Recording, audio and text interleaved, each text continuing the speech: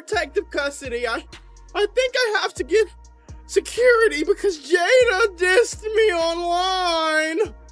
Oh my god! What? Oh my god, I love when I wake up and my name is in the... I love it because I get to make some money! Going to be a great video. Get your donkey, get your grab leaf. Please, for the love of God, get your grab leaf and roll it up for this video. If you get off the thoink that's rolled up in the grab leaf before you see what you about to see, it's gonna be 30 times funnier, I promise. Most YouTubers who cover Chicago drill music stay anonymous. They keep their faces off screen, keep their names out of rappers' mouths, and report from a safe distance. Mac Mula does the opposite. He puts his face on everything, says exactly what he thinks about the people he covers, and has somehow managed to get Jada, Big Champ, and Bloodhound Q50 all in their feelings simultaneously. Over 800,000 subscribers, over 2,000 videos, and a growing list of Chicago rappers and affiliated figures who either want him to disappear or can't stop mentioning his name. Every time one of them makes a video or a post about him, he gains subscribers, and he knows it. Here's everything you need to know about how one YouTuber from Atlanta became one of Chicago drill's most talked about figures without ever picking up a mic. Mula was born in Chicago, a detail a lot of people miss. His family moved to California when he was around 2 years old, and they came back to Chicago when he was 6. He grew up on 53rd and Hyde Park on the south side. He was around the same circles as people who ended up dead or locked up. But Mula made a different call. He said himself that by the time he was 16, he had no ops. Not because nothing was happening around him, but because he got out early and stayed out. He started his YouTube channel in November 2016 at 17 years old, initially talking about relationships and personal content. It didn't take long for him to find his lane: Chicago drill culture, street politics, reactions and breakdowns of the beef that was already happening publicly online. That pivot is when the channel took off. He eventually left Chicago, moved to Atlanta, and kept uploading consistently. Over 2,000 videos later, he's one of the most consistent creators in the drill commentary space. His whole business model is simple. The people he covers put their lives and their beefs on the internet themselves. He takes what they've already made public, reacts to it, breaks it down, and generates revenue off the audience that wants to understand what they're watching. He has said on camera that he's not a fan of these artists, can't name 3 Q50 songs, doesn't know Big Champ's catalog. He just does it because it's easy views and easy money.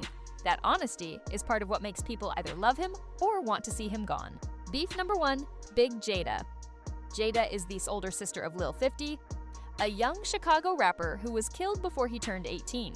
After losing her brother, Jada went on Instagram Live visibly upset, making threats and putting money on the heads of people she held responsible. Mula made a video calling the live performative. His point was direct. He said going live outside the hospital where your brother just died while the police are right there with a camera out raises questions about whether the grief is real or whether it's content. He said he had been outside hospitals when his own people were killed and never once pulled out a phone. That hit Jada wrong. She made her own video calling Mula a goofy and saying he got chased out of Chicago. Mula's response was to celebrate it publicly. He said Jada dissing him was a free paycheck, puts his name in front of a whole new audience who had never heard of him.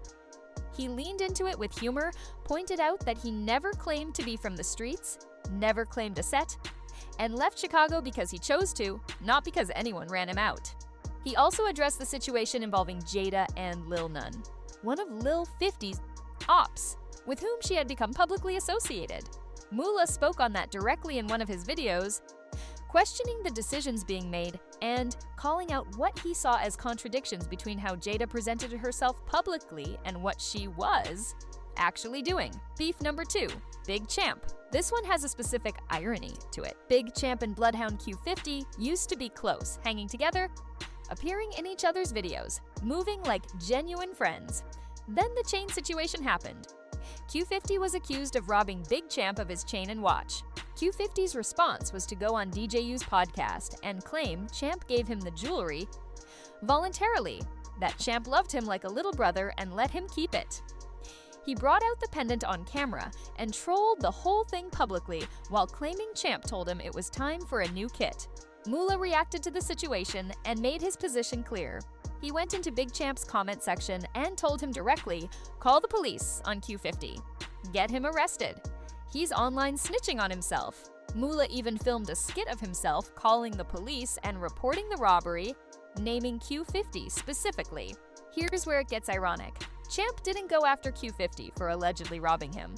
He went after Mac Moolah for telling him to call the police. Champ got on IG Live and threatened Moolah, told him he didn't understand Chicago street politics, said he wasn't from the city and needed to stop acting like a fan. Then he posted on his stories calling Moolah a clout chaser. Moolah's response was calm and sharp. He said this was the Book of Tough Guy, Chapter 4, Verse 3. "Thou shalt not play tough with a non-tough person when you did not play tough with the tough person who actually did something to you." The man who allegedly robbed you gets a pass. The YouTuber who told you to press charges gets the threats. Moolah said he wasn't intimidated and would keep making content about both of them. Beef number 3, Bloodhound Q50. And this is the one that actually carries some weight. Q50 eventually found out that Moolah had been talking about him. He said in an interview that he genuinely didn't understand why Moolah had it out for him and his people. He said nobody in his circle even knew who Moolah was. The energy when he said it wasn't light, he wasn't joking it off. And Q50 is not Big Champ. Q50 is not Jada. Q50 has a reputation in Chicago that goes significantly beyond internet commentary. His name comes up in conversations about real street activity consistently enough that when he says someone's name with that energy, people pay attention differently. Moolah understood the difference. When he responded to the Q50 situation, he opened the video by announcing that 911 was on speed dial. He kept the humor going, kept the format the same, reacting, commentating, entertaining, but the undertone was different from how he approached the Jada or Big Champ situations. He was still making content, but the acknowledgement that this particular situation was not the same as the others was clear. The good news for Moolah's physical safety is geography. He is in Atlanta. Chicago is roughly a 10 to 12-hour drive away.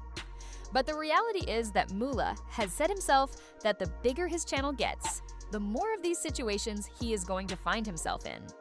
The growth creates the exposure. What makes Moolah's position genuinely interesting is the honesty of it. He has never pretended to be something he isn't.